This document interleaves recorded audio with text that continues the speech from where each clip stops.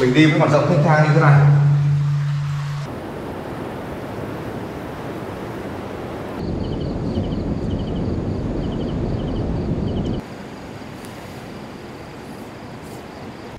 Bây giờ mà trượt chân rơi xuống đây là cũng đau lắm đấy. Sâu mấy chục mét đấy.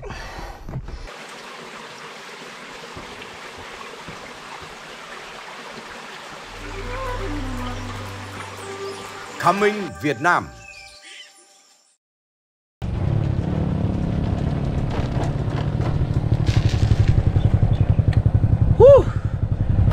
Xin chào các bạn. Quá tuyệt vời. Hiện nay thì tôi đang có mặt tại xã Trung Nam. Thực ra thì trước đây có hai xã là xã Vĩnh Trung và xã Vĩnh Nam, nay đã sát nhập thành Trung Nam. Đây cũng là nơi sở hữu một hệ thống địa đạo với hàng chục địa đạo lớn nhỏ khác nhau, cực kỳ hấp dẫn. Và tôi nghĩ rằng ngày hôm nay Coming Việt Nam sẽ đưa các bạn đến với các địa đạo đây. Hy vọng rằng sẽ có những địa đạo mà chúng ta có thể chui vào bên trong được để giới thiệu đến với tất cả các bạn. Và nhớ nhá, ngay từ bây giờ sẽ cùng nhau theo dõi hành trình khám phá các địa đạo ở xã Trung Nam thuộc huyện Vĩnh Linh của tỉnh Quảng Trị. Nào, Coming Việt Nam!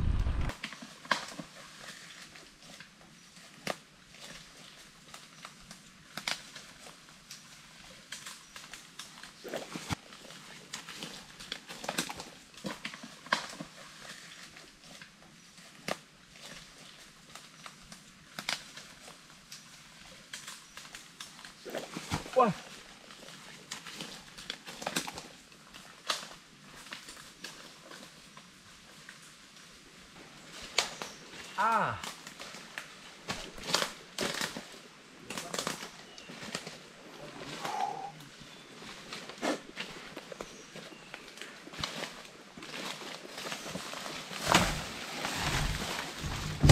Mình có cảm giác như là nếu như mình bước hụt đây là mình sẽ rơi xuống suối.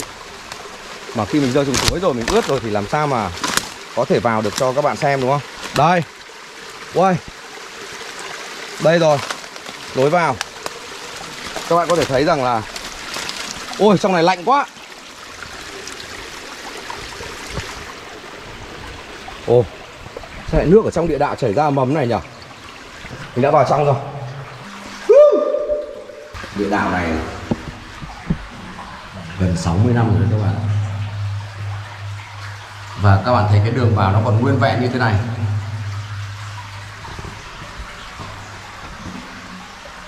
Đây. Và rộng thênh thang. Các bạn thấy không? Mình đi với mặt rộng thênh thang như thế này. Đây chính là địa đạo Hải quân. Do lực lượng Hải quân đào rất rộng. Địa đạo Hải quân đào rộng như vậy là bởi vì là đây là còn là nơi cất giấu vũ khí. Nước vào như thế này, chính vì thế mà địa đạo nó đã bị nước nó kéo theo, bùn lầy vào. Ô, có con cóc với con ếch gì đó. Đó. Chính vì thế mà ui rồi, nước đây là nó kéo theo đất đá sập hết vào trong này.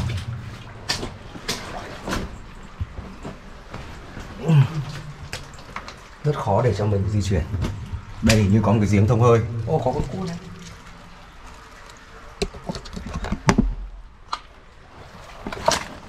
Cua này.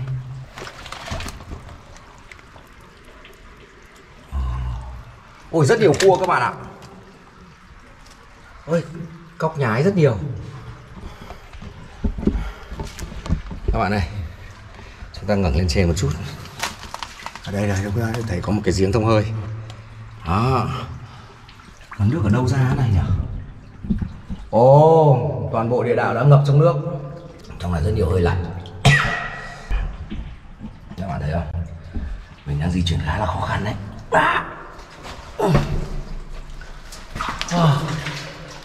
Có con gì đây? Không biết là tổ rắn hay tổ gì đây này. Rất có khả năng đây là tổ rắn. Để các bạn tiếp tục quan sát sâu vào bên trong. Vì ở đây rất nhiều nước nên là tường mốc trắng hết, trần mốc trắng hết.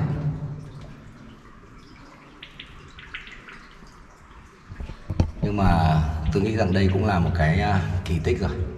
Chúng ta đã vào sâu được bên trong địa đạo Hải Quân này rồi. Ngồi nghỉ một tí đã. Không mấy khi mà chúng ta lại ngồi trò chuyện với nhau ở trong một cái địa đạo ở vùng sâu vùng xa như thế này. Quá tuyệt vời. Tôi biết rằng là có nhiều bạn đang rất là muốn trả lời thêm nhiều câu hỏi nữa. Tất nhiên rồi, mình sẽ tìm hiểu thêm thông tin và cung cấp tiếp thêm cho các bạn nhé. Xin nhắc lại, đây là địa đạo Hải Quân do lực lượng Hải Quân Nhân dân đảo. Và đây cũng là cái kho để chứa vũ khí, hàng hóa chi viện sang đảo Cồn Cỏ, tiếp sức để đưa vào trong miền Nam chiến đấu. Chính vì thế mà diện tích của bề ngang, chiều cao của địa đạo này rất rộng rãi, đi lại một cách khá là dễ dàng. Tất nhiên đã qua gần 60 năm rồi thì nước mưa rồi đất đá nó trôi theo vào, chính vì thế mà nó kéo theo làm cho một là chúng ta không đi lại được nữa, hai là đất dày lên. Nhưng mà không sao cả, nó vẫn cực kỳ hấp dẫn đối với tất cả chúng ta, đúng không?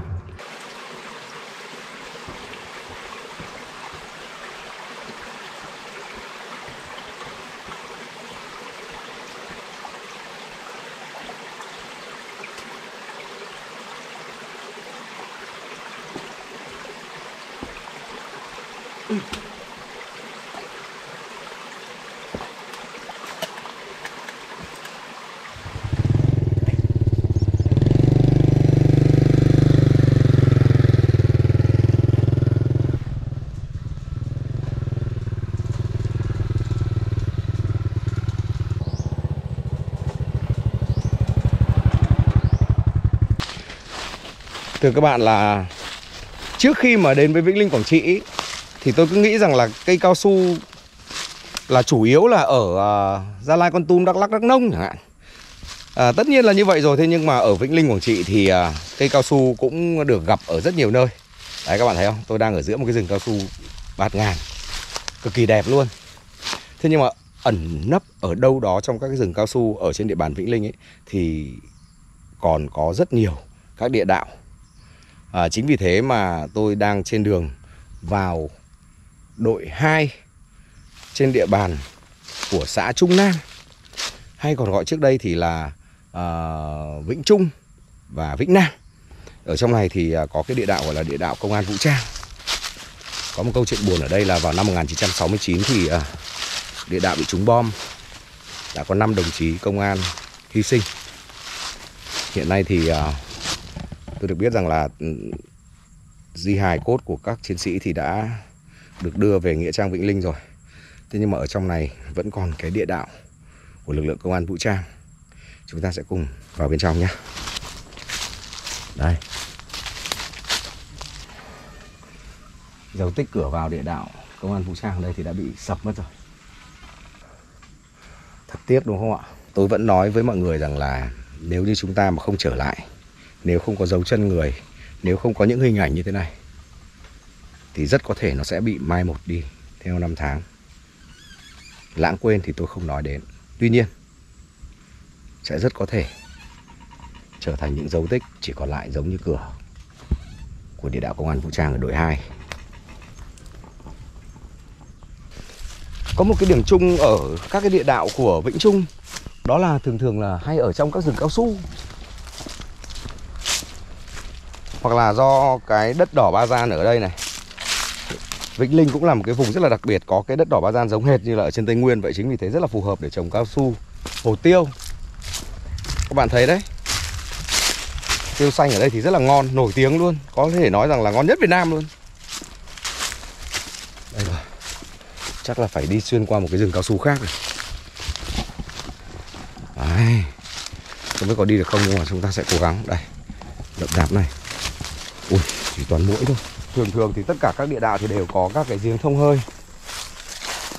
Và ở trong khu vườn này thì vẫn còn có các cái dấu vết của các cái giếng thông hơi.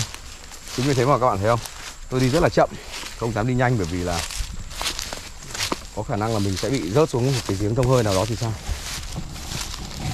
Đấy, như tôi đã nói rồi mà, khi mà địa đạo nằm ở trong các khu vườn thì thường là bà con sẽ lấp đi để làm ruộng làm vườn như thế này. Đấy cũng là chuyện bình thường thôi. Và từ sau năm 1972 thì người ta cũng lấp đi rất là nhiều những cái miệng giếng thông hơi cũng như là cửa địa đạo để phục vụ cho việc sản xuất. Đây chỉ còn lại một cái giếng thông hơi. Đây chính là dấu tích của giếng thông hơi của địa đạo đội 7 đội 8. Đấy các bạn thấy không? Cũng lại nguyên những túi rác nằm ở trên. Đây chính là một giếng thông hơi. Mà giếng thông hơi này dẫn xuống cái địa đạo đội 7 đội 8. Chính là cái dấu tích của cái cửa mà ban nãy nó bị lấp mất rồi.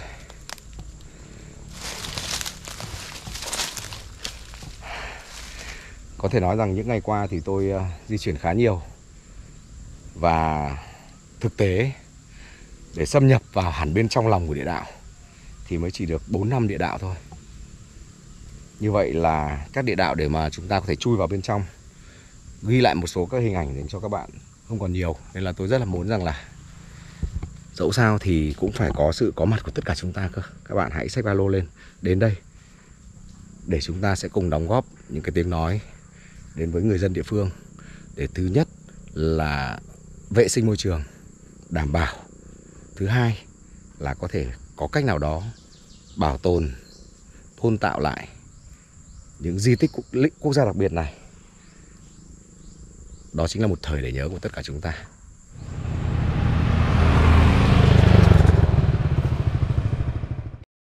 Tôi đang trên đường đi xuống một địa đạo rất nổi tiếng.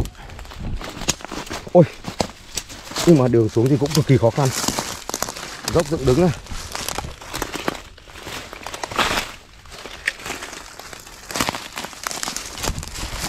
Đấy, các bạn thấy không? Dốc dựng đứng này. Đó. Đây là một địa đạo được tọa lạc ở trong một khu vườn của nhà dân. Theo như thông tin thì đây là khu vườn của nhà bác Trần Đình Diệu. Và tôi nói tại sao địa đạo này nổi tiếng. Bởi vì đây là địa đạo của khu ủy Vĩnh Linh.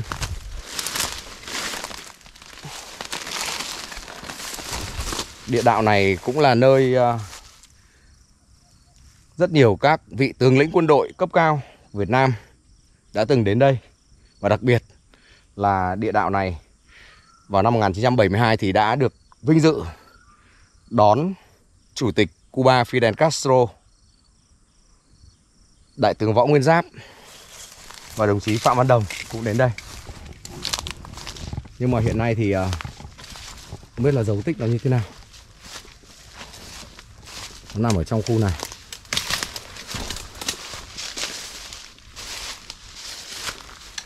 Chúng ta cùng vào. À, tôi có nhìn thấy tôi có nhìn thấy có một cái cửa.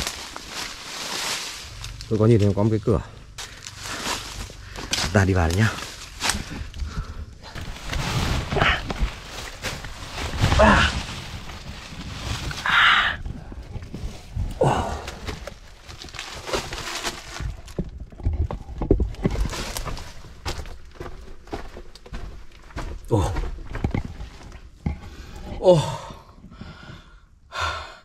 Thật là vi diệu, tôi đã vào được trong rồi.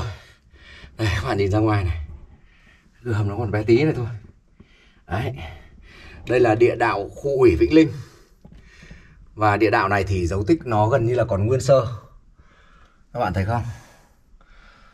Đó. Cái vết rêu phong theo năm tháng đã hơn nửa thập kỷ rồi. Là chúng ta di chuyển tiếp vào trong. Ồ, đất có vẻ như là có dấu tích của sụt lún. Đây.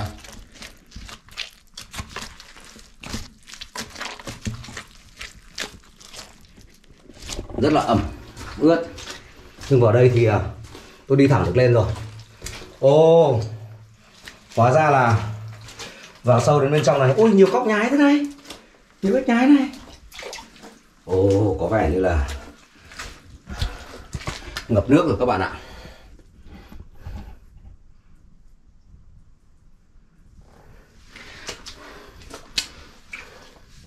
Đây. Còn sâu vào bên trong đây nữa. Nhưng mà ngập nước rồi.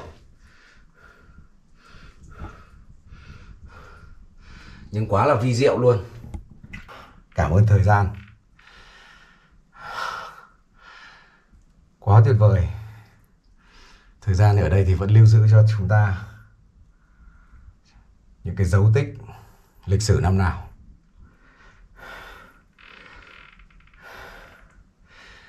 Khi đến đây thì Chủ tịch Fidel Castro cùng Đại tướng Võ Nguyên Giáp và đồng chí Phạm Văn Đồng thì cũng đã đến đây để động viên quân và dân Vĩnh Linh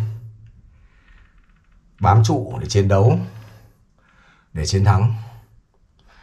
Và cho đến nay thì đã tròn 50 năm kể từ năm 1972, năm nay là 2022 rồi. Đã tròn 50 năm rồi, chúng ta kỷ niệm 50 năm ngày mà các vị lãnh đạo cấp cao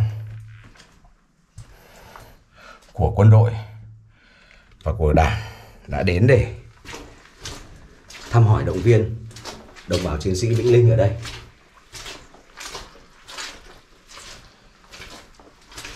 Thật tuyệt vời khi mà ở gia đình của bác Diệu vẫn còn giữ lại được cho chúng ta cái dấu tích này.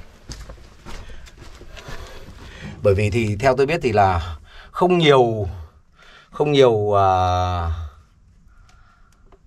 địa đạo mà ở trong vườn nhà dân mà lại còn giữ được dấu tích như thế này để cho chúng ta có thể vào tham quan những hình ảnh tuyệt vời như thế này. Một lần nữa các bạn nhìn lại đây nhá. Tôi nghĩ là quá tuyệt vời.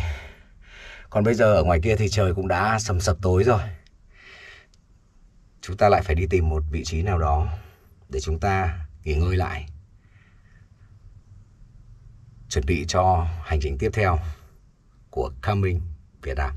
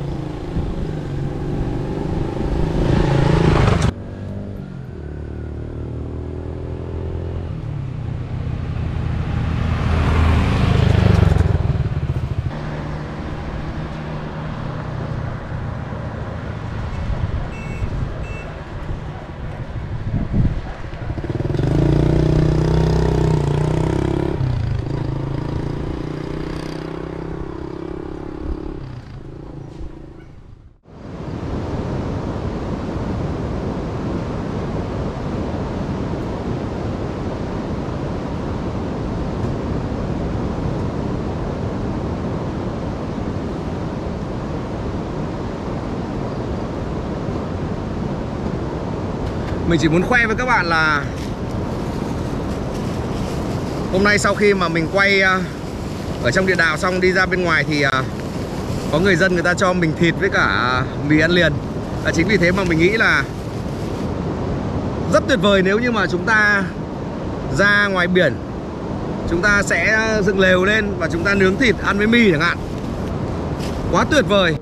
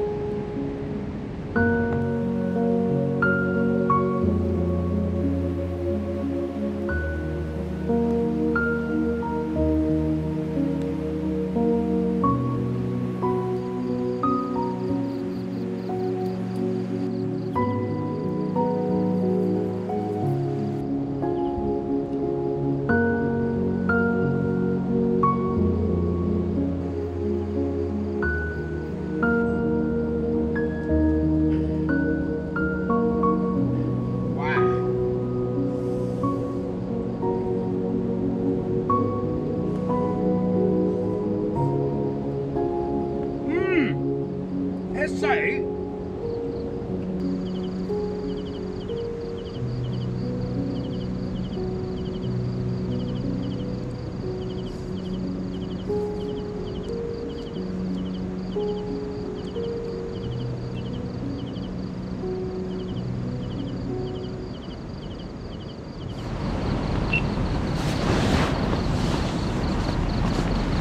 Ok, xin chào các bạn. Bây giờ thì mình đã xong cái nội dung vào buổi tối rồi. Tức là đã ăn uống no nê rồi. Và bên cạnh đấy thì mình cũng đã dựng xong cái lều. Thực sự là hôm nay là một ngày rất là vui, khi mà cả ngày mình đã có những cái trải nghiệm rất tuyệt vời. Thực sự là rất tuyệt vời, ngoài sức mong đợi. Đó là mình đã vào được 2 cái địa đạo và đã đến được một số các cái địa đạo khác của Trung Nam. Phải nói rằng địa đạo Hải Quân làm cho mình không thất vọng. Tuy nhiên là hơi tiếc một chút là chúng ta không đi được sâu. Bởi vì là ở trong địa đạo Hải Quân thì nó còn có các cái tầng khác nữa, và các cái nhánh để chia ra và đi ra các cửa thuộc cái dòng suối. Thế tuy nhiên rằng là nước cộng với sự sụt lún rồi là đất cát từ trên các giếng thông hơi rơi xuống, và từ các cửa khi mà mưa gió qua hơn nửa thập kỷ nay nó kéo vào trong lòng của địa đạo, thì đã làm cho chúng ta khó khăn di chuyển. Hy vọng là trong thời gian tới thì nhà nước và nhân dân cùng làm thôi, đúng không? Sẽ khơi thông lại này, sẽ làm sạch sẽ trong lòng địa đạo để cho chúng ta có cơ hội vào tham quan. Với cá nhân tôi thì đánh giá địa đạo Hải Quân là một trong những cái địa đạo đẹp nhất, rộng nhất. Có cảm giác chúng ta hoàn toàn có thể đi được cả xe ô tô ở bên trong địa đạo đó.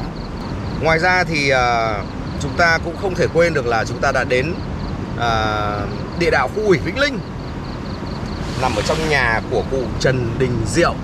Rất may là cụ Trần Đình Diệu cũng đã không để cho ai vào có thể là bỏ rác thải hay gì đó vân vân. Tuy nhiên nước ngập ở bên trong do cái ao của nhà cụ đã thấm vào trong thành địa đạo chảy xuống, và chính vì vậy ở trong địa đạo bây giờ thành một cái hồ nước để có thể nuôi ếch và nhái ở trong đấy như là chúng ta đã chứng kiến. Và ngày mai thì chúng ta sẽ tiếp tục một cái nội dung khác. Hiện nay thì tôi đã quay trở lại biển và tôi đang có mặt ở biển Mũi Si, ở bãi biển Mũi Si. Ở đây thì xin được bật mí luôn với các bạn là cũng có một cái địa đạo cực kỳ nổi tiếng là địa đạo Mũi Si. Cho đến bây giờ thì không biết nó còn nguyên vẹn hay không, nhưng mà ở phía đằng sau của tôi đây có một cửa, và hy vọng là ngày mai chúng ta vào trong sẽ thuận lợi để có thể có những hình ảnh đẹp nhất để gửi đến tất cả các bạn. Hy vọng là các bạn sẽ thích của hành trình ngày hôm nay. Vâng, đừng quên nhấn nút theo dõi để cập nhật tất cả những chặng hành trình của Coming Việt Nam.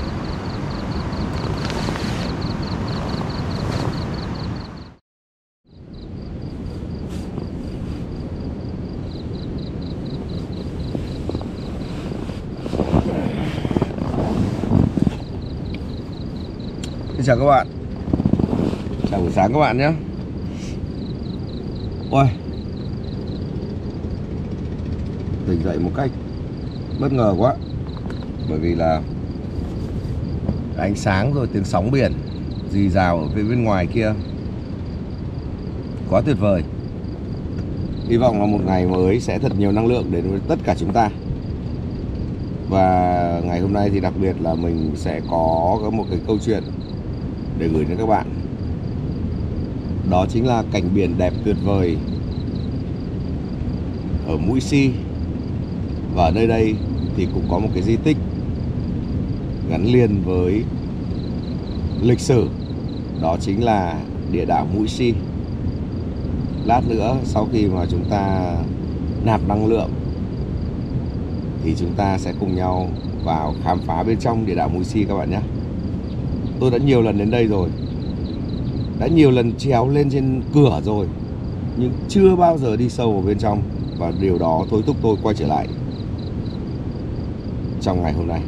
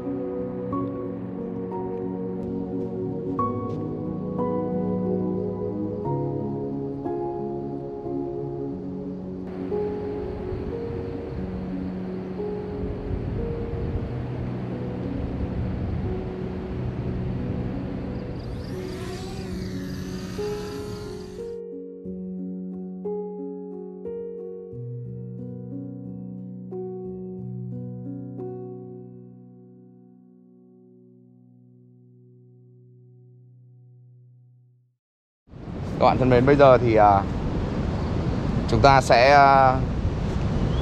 đi vào địa đạo Mũi Si nhé. Địa đạo Mũi Si thì cách vị trí mà mình ngủ đêm qua chỉ khoảng hơn 100 mét thôi. Ở đây thì đã rất là quen thuộc với rất nhiều bạn rồi. Nhưng mà thôi, bây giờ chúng ta sẽ tập trung vào câu chuyện của địa đạo Mũi Si. Đây là địa đạo Mũi Si. Ôi, cách đây mấy năm mình trèo lên đây khá là dễ dàng.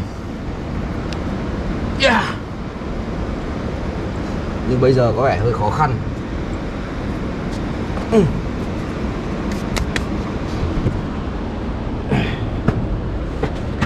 Đó, các bạn thấy không? Từ trong địa đạo này nhìn ra ngoài này chill nhỉ. Bây giờ thì chúng ta sẽ vào trong này nhá. Địa đạo này thì khá hẹp, như các bạn thấy đấy. Mình sẽ di chuyển sâu vào bên trong.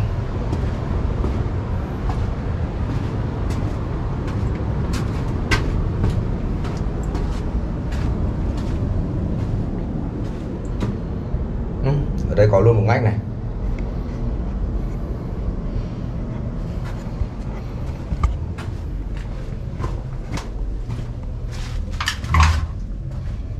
Rất là hẹp, các bạn thấy không? Nhưng mà có thể nói rằng là các cái dấu tích này, đào này khá là nham nhở nhỉ các bạn nhỉ, đúng không? Nó không được vuốt các cái thành này sắc cạnh, sắc nét giống như là ở Vịnh Mốc hay là địa đạo Hải Quân. Các bạn có nhận thấy cái điều đấy không? Tức là các thành phần mà đào địa đạo cũng được phân chia rất là rõ ràng. Nếu như mà quân đội đào chẳng hạn thì các bạn sẽ thấy rằng là rộng, đúng không? Quân đội mà đào thì khá là rộng, thường là rất rộng. Đó, và các cái vết đào nó cũng sắc nét. Thế nhưng mà ở đây thì các bạn thấy đấy, càng đi vào càng chật. Bắt đầu đến lúc mà tôi đã phải cúi người xuống rồi. Đó, đến đây là tôi đã phải thấp lắm rồi.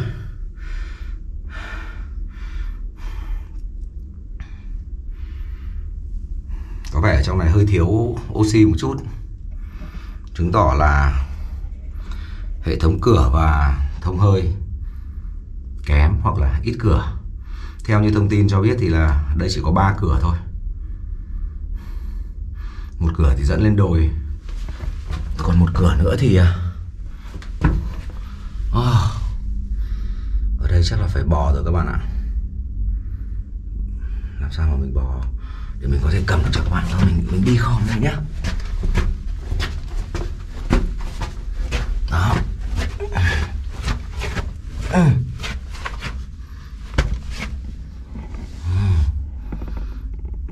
Hầm cụt.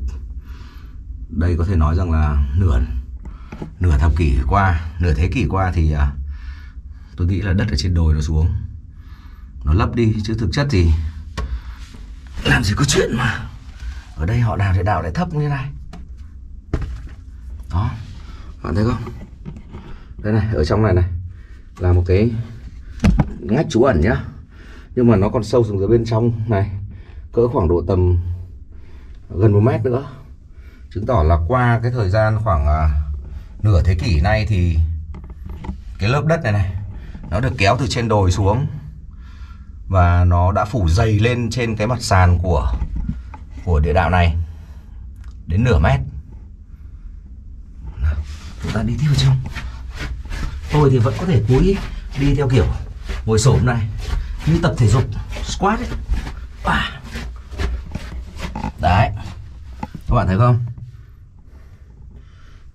Gần 1 mét. Cái lớp đất này nó được kéo trôi xuống và nó vẫn còn rất là mới. Mới ở đây không có nghĩa là nó vừa mới đổ xuống ngày hôm qua đâu, mà mới ở đây có nghĩa rằng là nó được kéo vào trong cái thời hiện đại này. Tôi thấy ở đây nó mở rộng hơn lên rồi. Đấy, đã bắt đầu đi khom được hơn. Đây là dấu tích khá là phẳng, chứng tỏ là chúng ta đang đi lên trên dốc, trên cao. Chúng ta đang đi lên cao, chính vì thế mà cái phần ban nãy mà tôi bị thấp ấy là phần trũng của lòng địa đạo. Đây này, bây giờ thì tôi đã đứng khom khom được rồi này. Đó. Ta sẽ đi tiếp vào trong này. Ồ. Có thể nói rằng là địa đạo này thì quy mô đào cũng khá là hoàn chỉnh. Đấy. Bởi vì là đến đây thì tôi đã đi thẳng được lên rồi. Các bạn thấy không? Rất là sâu. Mấy trăm mét rồi. Có rất nhiều ngách ngang để trú ẩn. Đó. Đây còn lối nữa này. Đây chúng ta sẽ thử ra ngoài này. Có cầu thang lên. Cầu thang lên này là lối lên đồi đây. Các bạn thấy không? Tôi phải đi sang hai bên.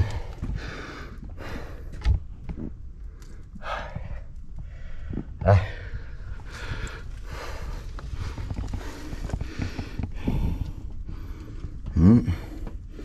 Với cái độ dốc như thế này, mấy chục mét này mà rơi xuống đây thì cực kỳ nguy hiểm. Trong này có rất nhiều các quả thông nhỏ. Các bạn nghe tiếng không? Đây.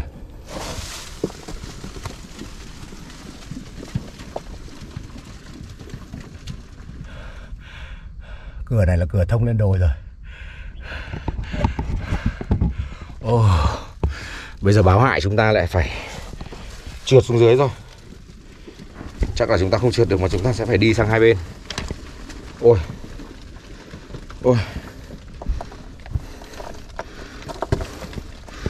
Muốn xuống là chúng ta chỉ có đường duy nhất. Các bạn biết rồi đấy. Cái đường duy nhất đấy đó chính là đường quay trở lại.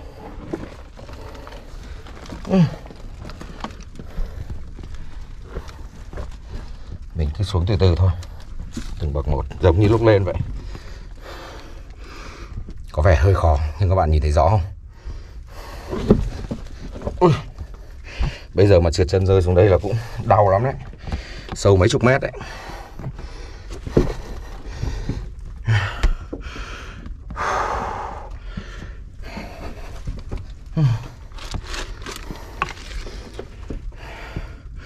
Ngày xưa họ đã làm bậc thang, nhưng mà bạn biết rồi đấy, bao nhiêu năm rồi, nó còn lâu nào biết sẽ bậc thang đây.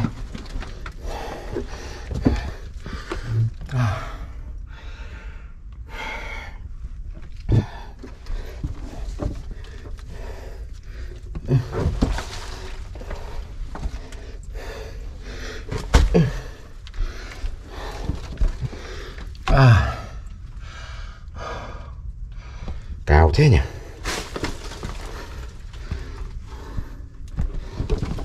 Ôi.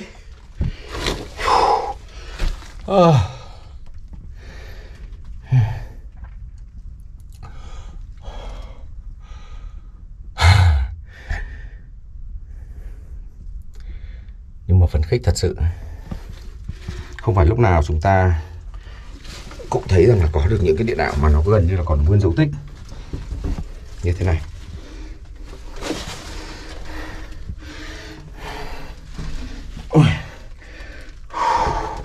Điều đó nó tạo cho tôi rất là nhiều động lực để có thể đi vào trong các cái địa đạo như thế này. Hôm bữa thì tôi có thấy có bạn bình luận ở trong trang cá nhân của tôi là đi vào trong này có sợ ma không? Nói thật sự các bạn là có gì đâu mà phải sợ. Chúng ta đang làm những cái việc rất đúng mà. Rồi, tuyệt vời. Tôi đã xuống được cái sàn của địa đạo rồi. Chúng ta lại tiếp tục di chuyển theo đường dọc này vào. Đây.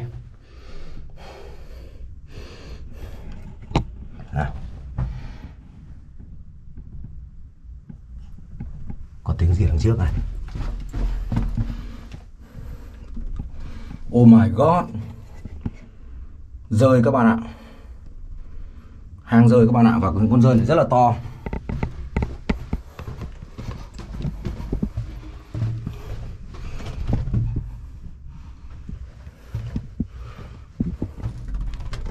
Ui, khiếp tôi lạnh cả người. Rễ cây chằng chịt này, chứng tỏ là phía bên tay trái mình. Đấy, rễ cây thế này, chứng tỏ là phía bên này ăn ra phía bên ngoài đồi nên là còn rễ cây. Ủa, sao đây lại có một cái góc nhọn nhỉ?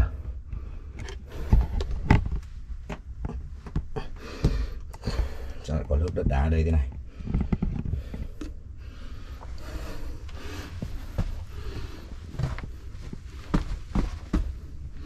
Có hai hướng. À, lối này bị lấp rồi. Lối này là bị kịch rồi. Thế thì ta lại rẽ sang đây.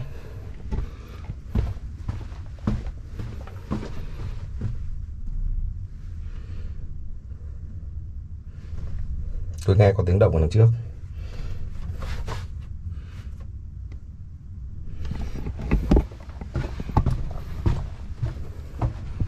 Ồ, trong này nguyên là một đàn rơi. Đấy.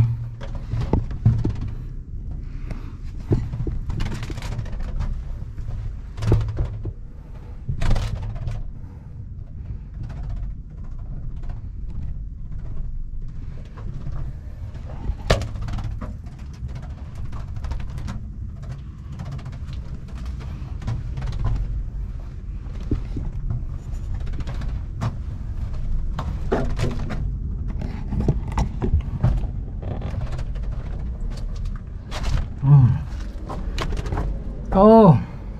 Thì ra đây có một cửa nữa các bạn ạ. Hóa ra đàn rơi nó dắt chúng ta đến cái cửa này. Ôi. Ôi.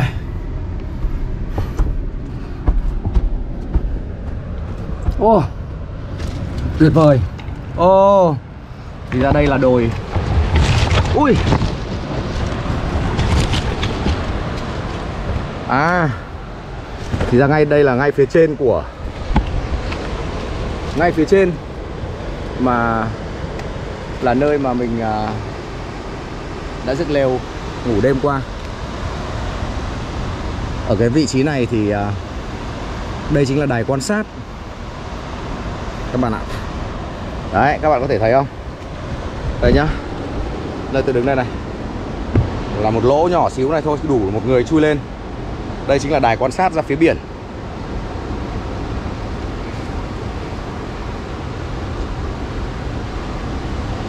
Và xung quanh đây là đồi.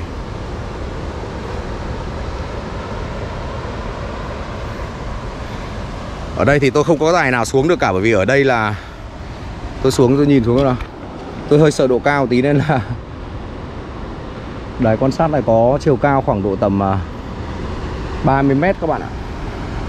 20-30 mét. Đấy. Nên là au, mình lại phải xuống đúng theo đường mà mình đã lên đây thôi. Như vậy là chúng ta đã đi hết toàn bộ cái khu địa đạo Mũi Si này rồi. Có thể nói rằng là địa đạo Mũi Si còn giữ được nguyên trạng khá hoàn hảo. Hiện nay là chỉ có đất đá nó chui vào theo các cái đường từ cửa lên đồi và tại trạm quan sát như thế này thôi. Tôi gọi là trạm quan sát, chắc cũng đúng thôi. Rồi các bạn thấy đấy, ở đây này rất là khó để có thể phát hiện nếu mà đứng ở trên này, đúng không? Đó, có thể quan sát một cách dễ dàng ra phía biển.